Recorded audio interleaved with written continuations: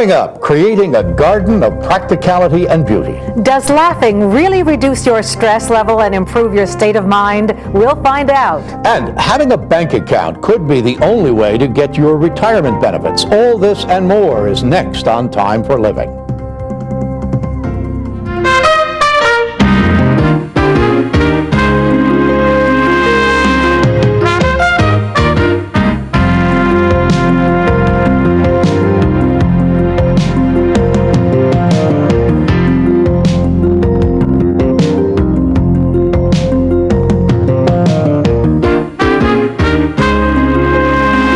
Welcome to Time for Living. I'm Howard Niels. And I'm Janet Jagalian. With the transition from summer to fall around the corner, you may be wondering how to protect the summer investment you've made toiling in the garden. So today we'll show you some beautiful plants and flowers and give you gardening tips to make a smooth transition. We'll also meet a woman who's showing people the benefits of laughing. Could it be that having fun really is good for your health? And of course, we'll have this week's Medical Minute, Health, Finance, and more, and we'll be traveling around to England. So let's get started.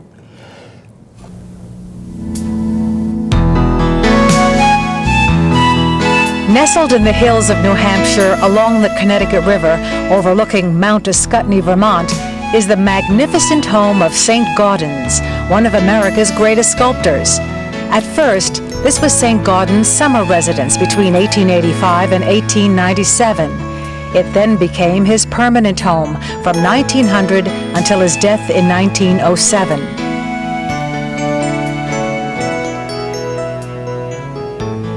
Saint-Gaudens first came to Cornish, New Hampshire, and rented this house in 1885. At the time, the building was an old inn.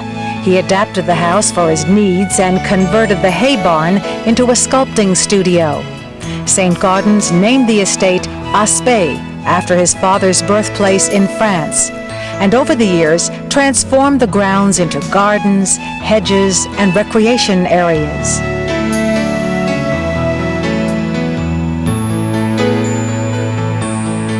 The United States National Park Service has since preserved the house and its gardens as a National Historic Site.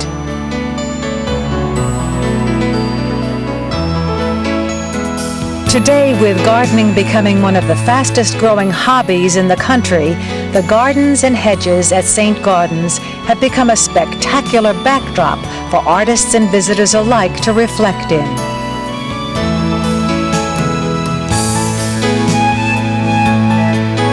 The old-fashioned perennials enclosed by pine and hemlock hedges echo the Italian and the English formal gardens. Their original layout was personally directed by Saint-Gaudens, who was involved in all aspects of planning and developing the landscape around Aspet.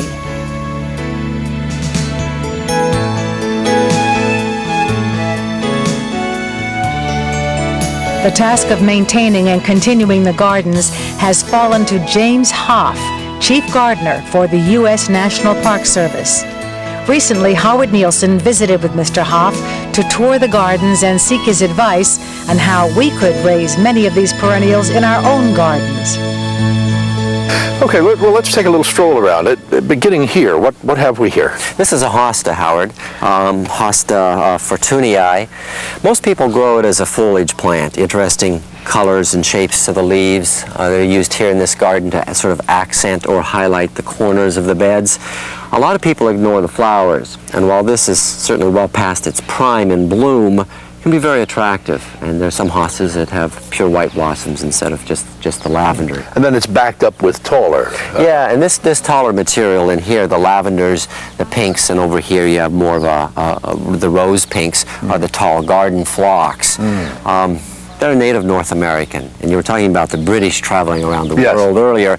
It's one they discovered in North America, exported to Europe, hybridized, bred, new colors, new varieties, and we reintroduced it and here. And the phlox is really a native American plant. This one is, yes. Now, what's this taller? That's a Veronica, and I get a lot of questions on that because people plant it in their gardens and they say, why is yours so tall? This is a Veronica longifolia, which is an older variety. It was probably in the gardens when Saint-Gaudens was here and has not been hybridized like a lot of them have. Oh, I see. If you look in here, it's a little wayward. It gets a lot of wind, and there are a lot of bamboo stakes in there. You might be able to see that that's staked and tied up to keep it in there. And then you have a little purple flower there. That's the monkshood, and there's more of it around the corner there. Okay. That's English monk. Now, are you trying to create or I guess is the effort to create blends of colors and?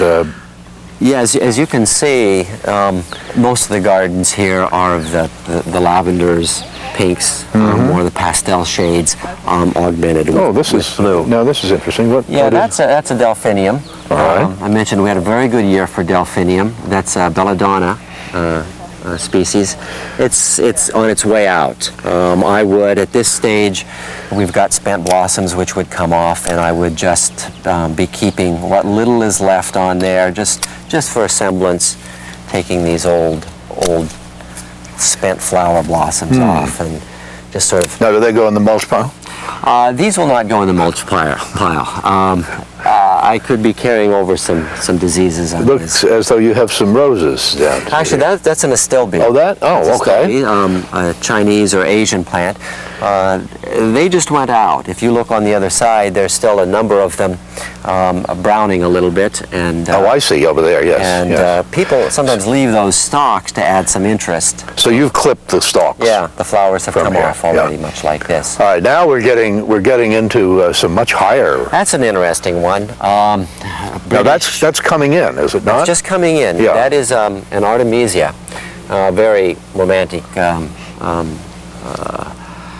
name of Chinese mugwort, I believe. Mugwort? Mugwort. It's Artemisia lactiflora. Sort of ugly name. It was a favorite of a British gardener that if anyone does much reading on gardening, Gertrude Jekyll was a favorite of hers. Sort of, I like it. It's very light and airy, and even though it's like the Veronica is tied up, it's sort of nice to sort of try to get it to cascade and sort of blend with some of these colors over here. I see. I like to leave it, and again, sort of like some of the other plants, I find that these flower blossoms really add a nice touch by just sort of weaving them in. Oh, I see. So you come and you come out here during the day and move things so that they blend together. I call it pillow fluffing. Pillow fluff. When we come back, James Hoff's recommendations on how we can perfect our gardening talents. So stay with us.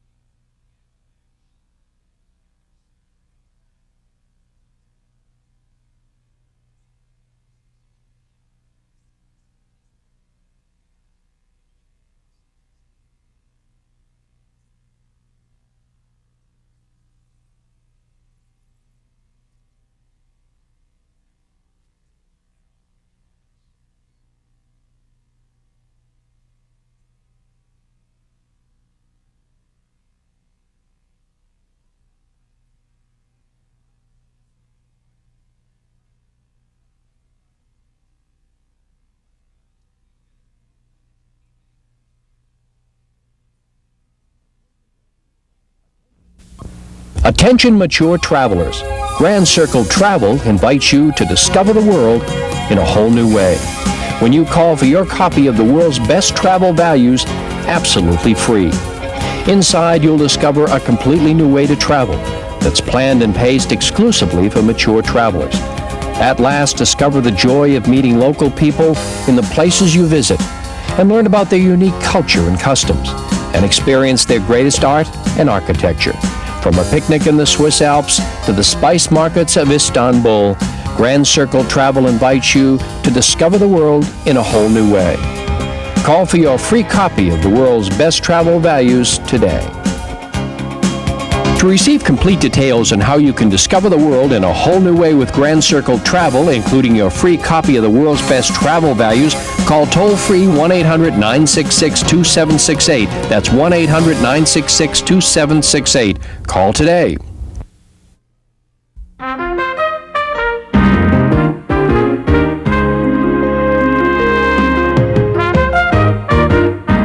Welcome back to Time for Living. If you're just joining us, we just took a garden tour with Howard Nielsen and James Hoff, Chief Gardener for the U.S. National Park Service at Saint-Gaudens National Historic Site. Howard also talked with Mr. Hoff about how we can perfect our own gardening techniques, as well as some tips on how to arrange a garden. And here's what he had to say. I think we are all sort of aware of gardens, but we're not that skilled at it. Most of us are not. We play around with it a little bit. Tell me, are there any necessary requirements to be a gardener, to be a skilled, knowledgeable gardener? You probably hit something pretty solidly, Howard, and that's the idea of playing around. Even in being a professional gardener and being responsible for gardens like this in the National Park Service, I play around. It's experimentation, finding something might work well one year, but doesn't work well the next year. I think the biggest need would be to be adventuresome, not to become narrow-focused. You know, when we look around here, we see the colors and the textures, but there's also aroma. What part does that play in the designing of a garden? Well, I think of Chinese cooking right away. You know, the Chinese rate their culinary appeal on 4 or 5 elements, and appearance is one of them. We often don't, and is rated very highly. We don't think of a dish needing necessarily to look nice. We rate taste high. Fragrance in the garden can be very key. It could be difficult to work with. Here at the park, there's thyme planted in a lot of the field areas. One has to be able to walk over it before you can get the aroma of it. But people do walk through the fields and crush the thyme underfoot. Tricks like that, taking fragrant plants and planting them near a seating area. I don't know if you can catch any fragrance right now here. Oh yes, very definitely. I'm sensing it right now. Yeah, that very sweet. We're sitting very close to some very fragrant plants. So when you plan out your garden for the year, do you take that into consideration, where people will be sitting and the sense of aroma? I do. And I'm looking at yours here now, and everything is flowered. And it seems that when I get involved with our garden, we have a rush of flowers, and then we have none, and then we get another rush of flowers. But it's obvious that this is planned so that you constantly have things in bloom. This is deliberately planned, in my opinion, to sort of climax throughout the seasons. And even though there's a lot of color here in these gardens, in my estimation, it's not quite yet the peak. The peak is still yet to come. How do gardens differ region by region? Let's say the Southwest, for example. A lot of plants, or what one would have and what one should have, varies. Plants that will take arid conditions, a lot of sun, bright sunshine. I think you find a lot of northern people moving to a climate like that and wanting to transport the plant material that they're accustomed to in the northern climate with them. And there are no ends of problems. If one wants to develop a nice green sward in your front lawn in the Southwest, it's going to take a lot of time, a lot of money, a lot of expense to do that. People in a climate like that are realizing that the native sages or wild salvias, coyote bush and things like that are native and used to a dry, hot climate are every bit as valid of a garden or landscaping plant as and yet the British have here. The British, when the height of the British Empire, all over the world, they went to very arid places, and yet they'd have grand gardens, well planted, the kinds of things that they would have at home. So that must have taken quite a bit of effort to do that in India and places such as that. I think one has to work with the climate and the conditions one's given. Here in the garden, I'll discover that there's a big difference between the two terraces here, this middle terrace and the lower terrace. The lower terrace is much more shaded. Consequently, it stays more moist. The soils are more moist and damper. Some of the plants, like the peonies and especially delphinium, will not do as well down there.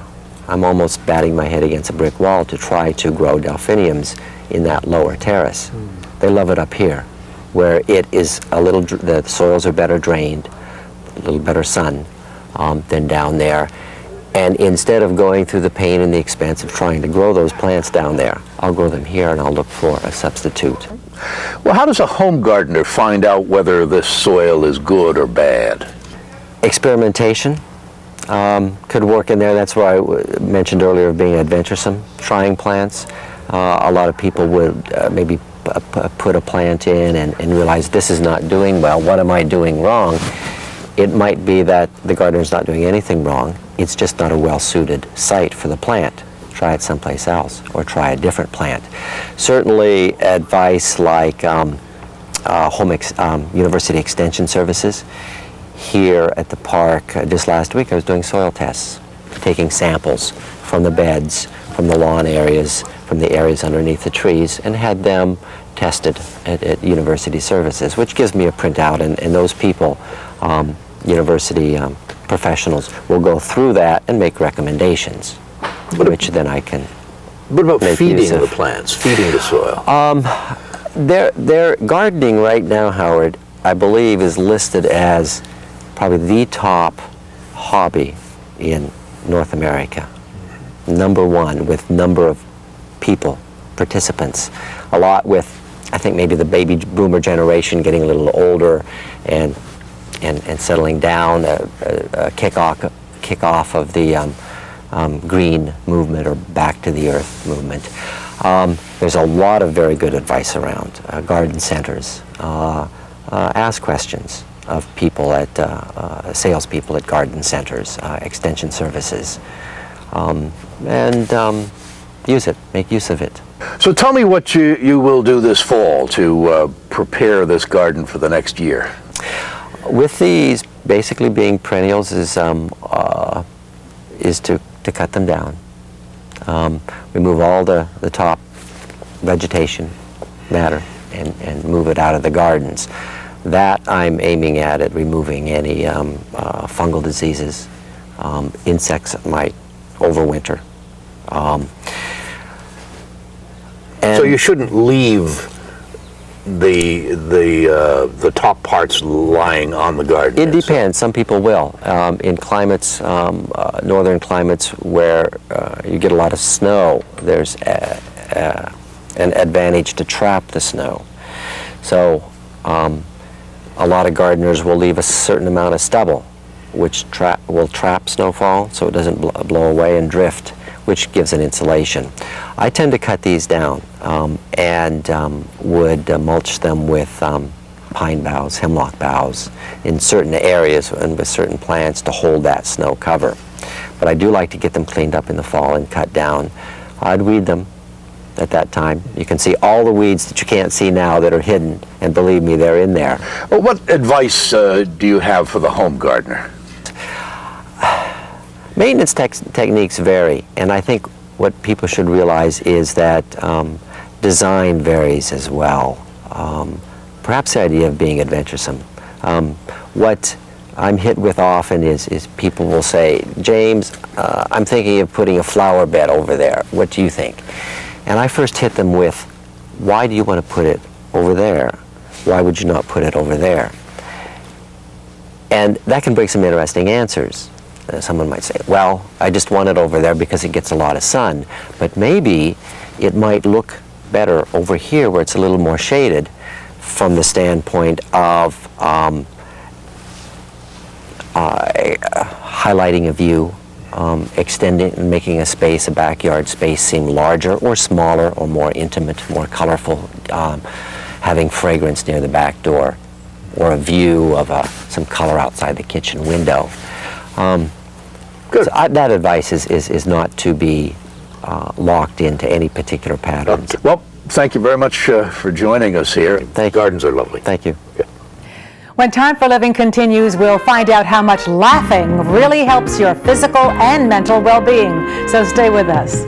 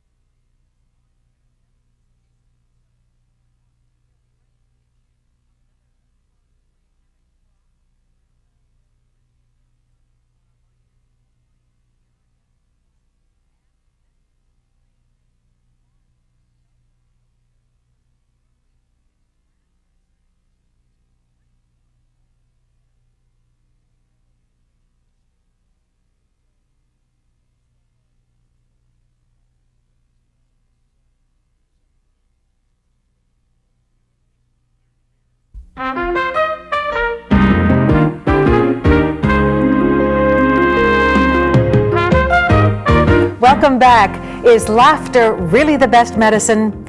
After studying this phenomenon for decades, the medical profession now has proof that laughter not only stimulates the immune system, but can also offset the negative effects of stress and disease.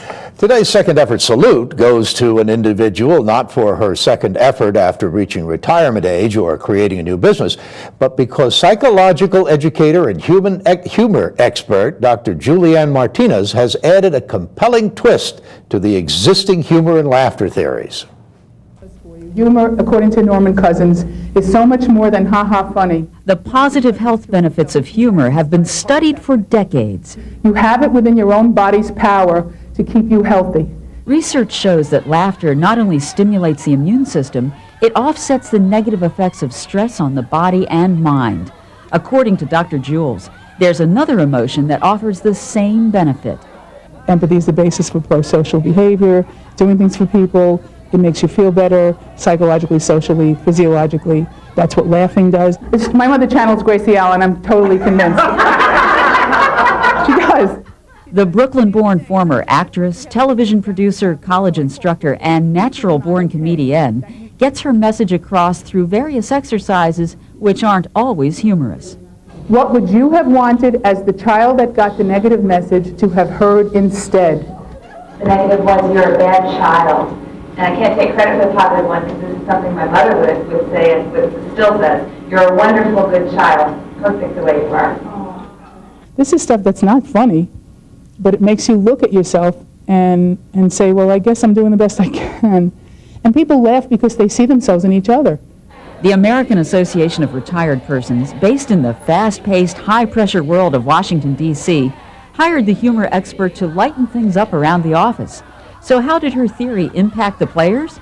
I have been under a lot of stress here lately, and this really helped me understand some things I have to do for myself. I learned that humor can really help you get things into perspective. Put your hand on the shoulder, the outside shoulder of the person on either side of you, and raise it a little bit. Raise your hand up, put it down, up, down, faster. Give yourselves a pat on the back. Good job. Clearly, there's much more to laughter than being entertained. I'm Mary Norton reporting. Though it may seem impossible, it's clear that finding humor in stressful situations and sharing laughter are powerful tools for a long and healthy life. When Time for Living continues, we'll be traveling around to the Queen's Country. England is on the itinerary. Stay with us.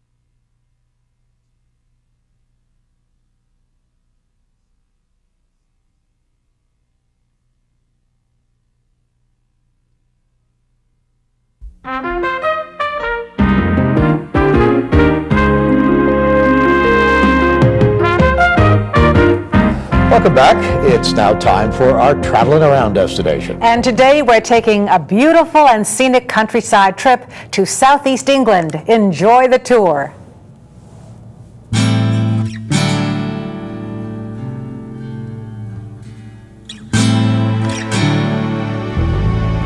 Southeast England, County Kent, is the tamest part of Britain, affluent yet populous.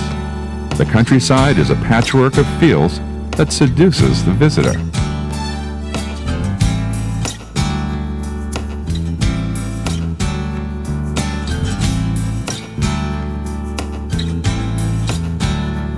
A trip to the White Cliffs of Dover can include a leisurely walk along the cliffs, enjoying a view of the ocean and the various ferry boats that run between England, France, and Belgium.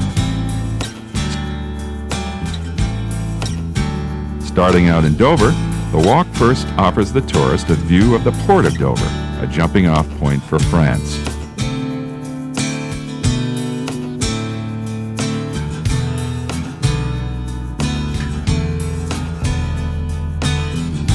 The chalk cliffs are actually made of limestone and peppered with pieces of flintstone. These minerals provide the underpinning of most of the coastline of Kent. The trail is about 7 miles long between Dover and Walmer. You should be careful not to go too close to the edge of the cliff.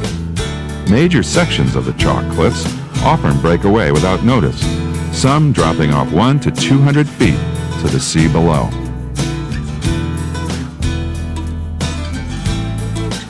If you are planning this hike, you should consider taking along a supply of water and expect the walk to take most of the day. If you are able, it is a good idea to leave a car at the northern end, in Walmer, and take a bus to Dover. When you arrive in Walmer, if you planned it well, you will arrive just in time for a visit to the local outdoor cafe or pub for tea or a beer.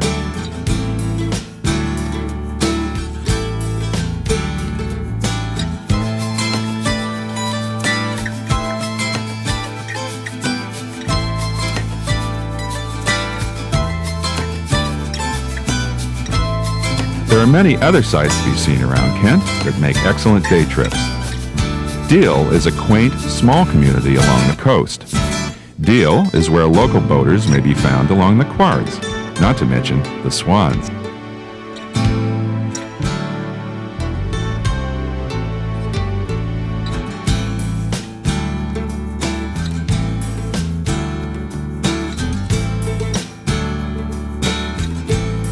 Canterbury is a major center in Kent.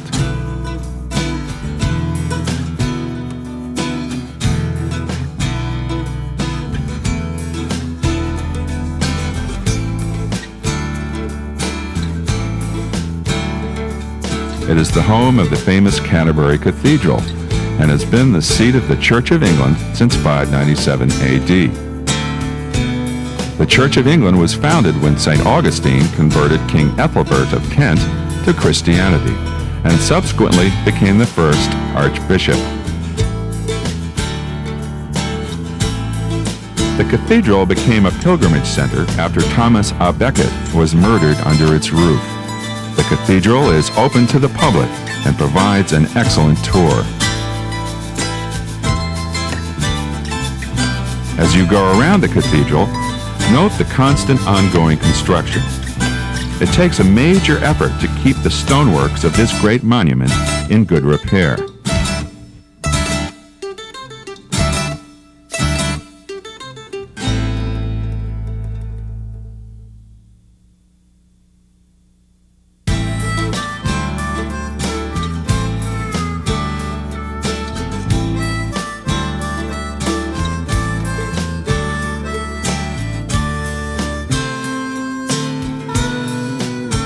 Traveling throughout Kent on its many public trails and walks bring out the beauty and simplicity of the English countryside.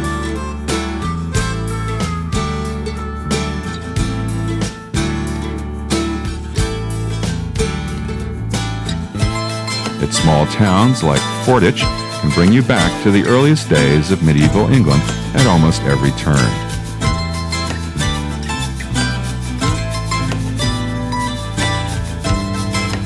Small villages with quaint buildings.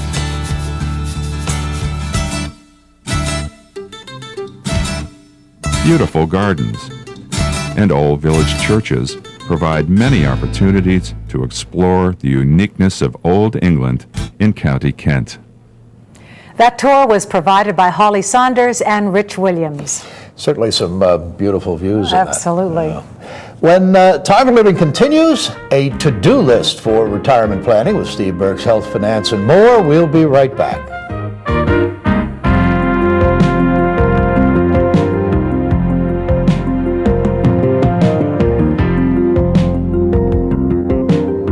Traveling Around is brought to you by Grand Circle Travel.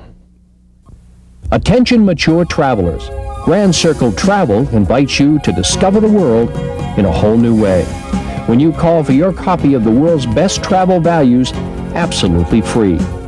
Inside, you'll discover a completely new way to travel that's planned and paced exclusively for mature travelers. At last, discover the joy of meeting local people in the places you visit and learn about their unique culture and customs and experience their greatest art and architecture. From a picnic in the Swiss Alps to the spice markets of Istanbul, Grand Circle Travel invites you to discover the world in a whole new way. Call for your free copy of the world's best travel values today. To receive complete details on how you can discover the world in a whole new way with Grand Circle Travel, including your free copy of the world's best travel values, call toll-free 1-800-966-2768. That's 1-800-966-2768. Call today.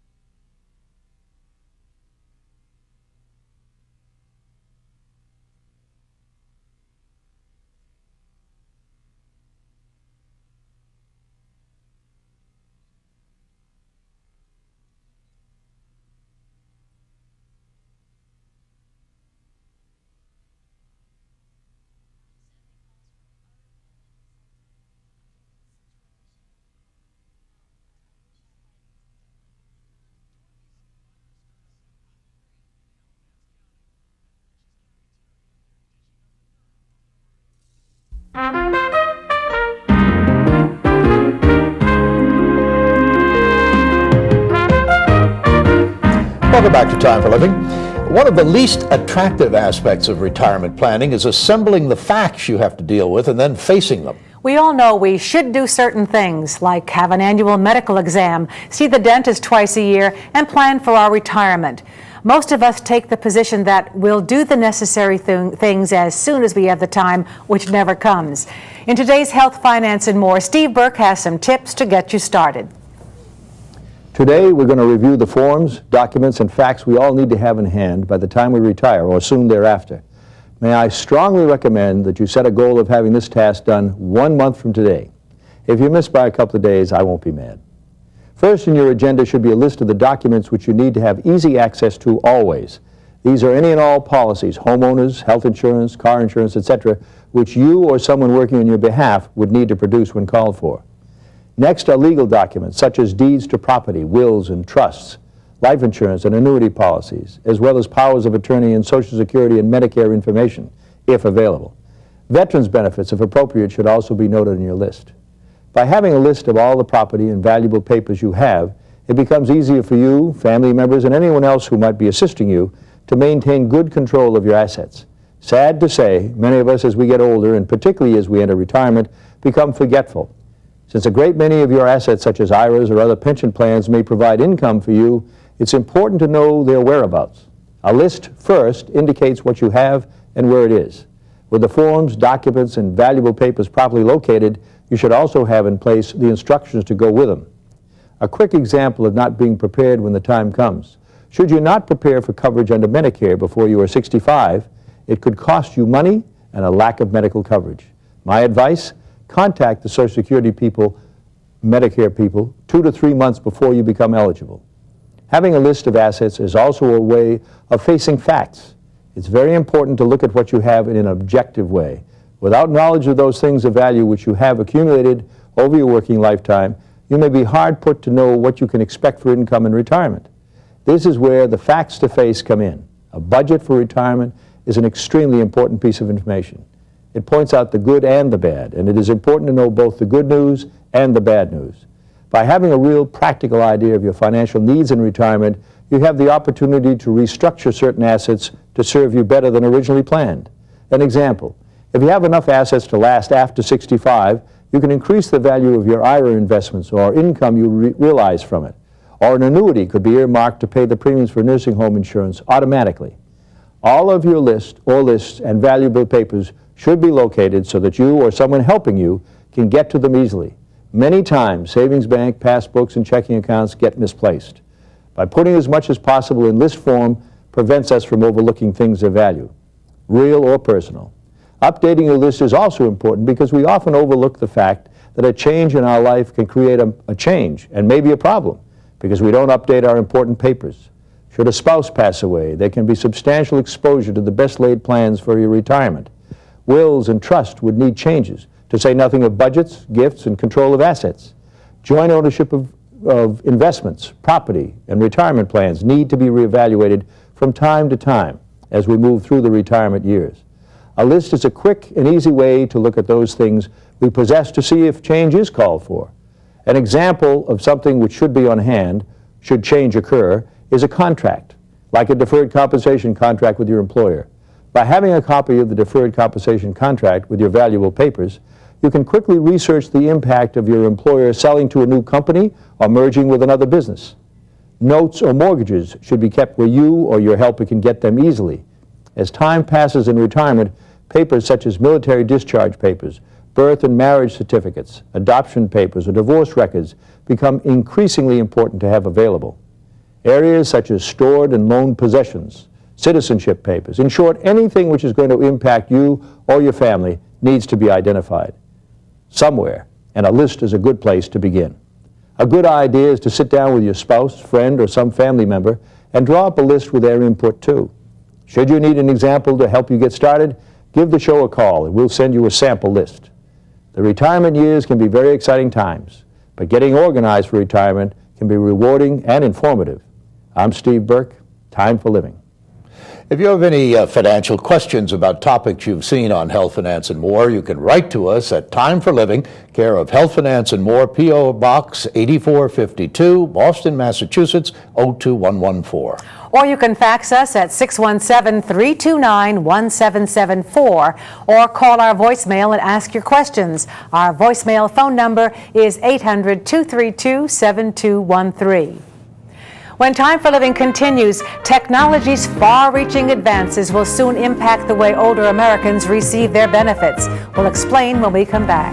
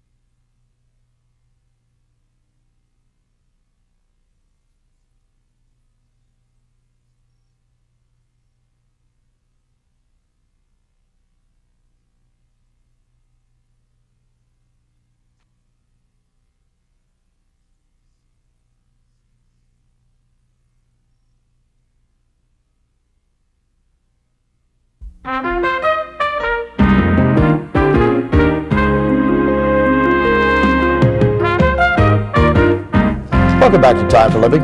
With technology advancing at a rapid pace, many people who refuse to keep up with the computer age may find it's inevitable they will have to one day bite the bullet and join the masses. In fact, millions of Americans will be notified this September that they will need to open a bank account by the end of next year if they are to continue receiving government payments. That includes Social Security, disability, and veterans benefits.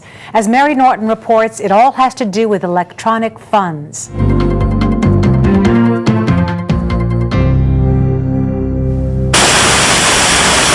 If you receive any type of federal payment, don't expect the check to be in the mail after January 1999. That means no more hassle waiting in line at the bank. The government will deposit your payment directly into your account by electronic funds transfer. And if you don't have an account, the government will open one for you, but it may cost you. The account that will be opened for you is not like the regular ATM account. You would have limited services like no deposit or check writing capabilities and service charges. There are clear benefits to EFT. The government estimates that it will save nearly $100 million a year using the automated deposit system. But for some consumers, excess banking fees are just one of their worries.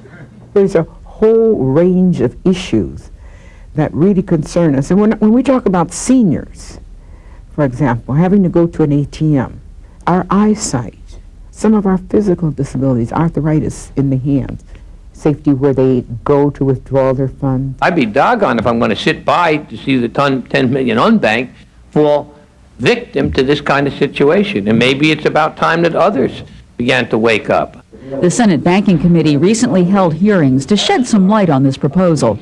It was clear from the testimony that one group will certainly benefit, the banks. $96 billion a year more that will be deposited in these institutions. They're not being required to pay any interest. But a trade-off is that if you're not paying interest, then by gosh, don't hit these people with every single fee imaginable that you can. That's close to extortion. There are a number of reasons why some people do not have a bank account. Minimum balance requirements, bad experiences with banks during the Depression, and a lack of familiarity and education about the banking system. We find that most people who are unbanked are minorities or women who have education of less than 9 years. Those people have to learn about financial institutions. What is a check? What is a draft? What is a monthly statement? So we have to do some basic education.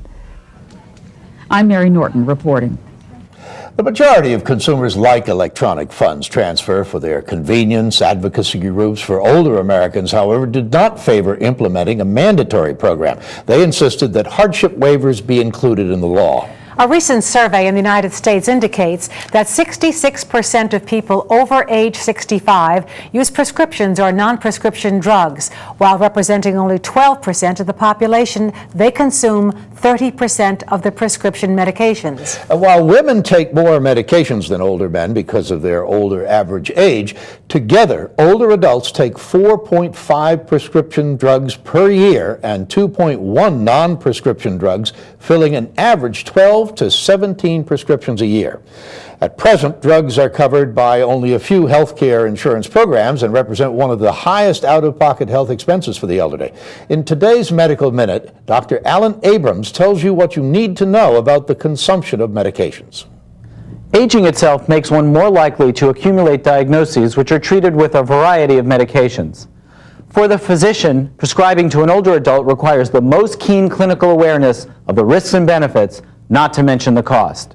This is because as we age, we undergo normal changes in the way we handle drugs that make us more vulnerable to adverse effects or unexpected outcomes. Studies have demonstrated the more medicines we take, the more likely we are to experience an adverse reaction. There are several important things your physician should do when starting you on a medication. 1. Bring in a bag with all your medications. Adding medications without full knowledge of what you already take can lead to drug-drug interactions, change the effectiveness of treatment in place, require dosing adjustments, or a number of other considerations for your physician. 2.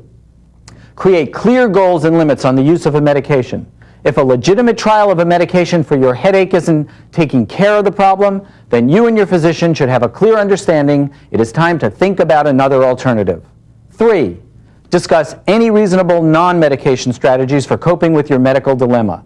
Relaxation techniques for anxiety and hypertension, and the like, nutritional alterations for edema or high cholesterol, are but 2 examples of how you can alleviate a medical problem without increasing your risk of medical complications with medicines. 4, when you're older, your physician should start with relatively low doses of medications and work up slowly.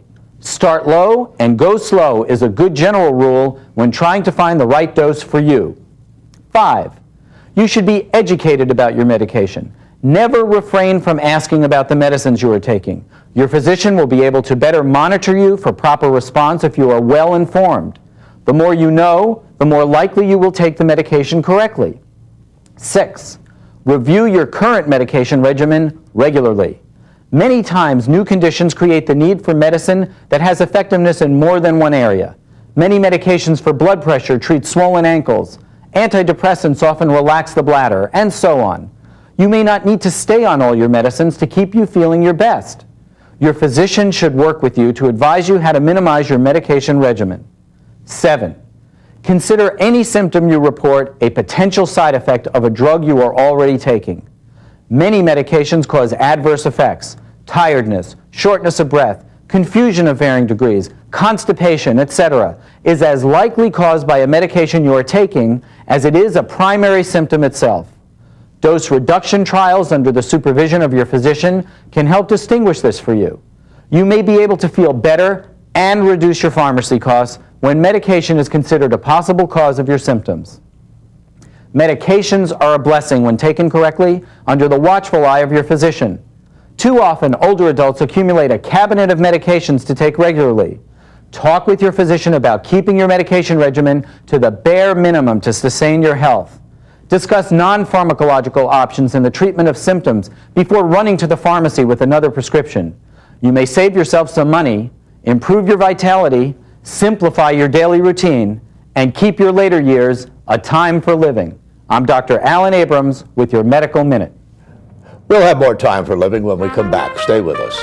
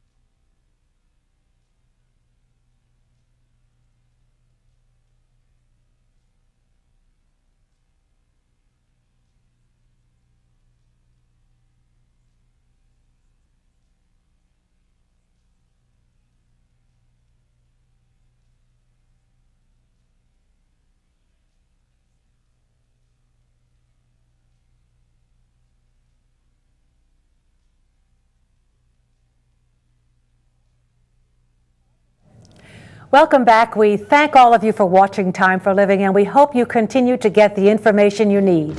We'll certainly have more interesting people and places to introduce you to next week. We'll see you then, and until then, remember, it's time for living. Take care. Bye now.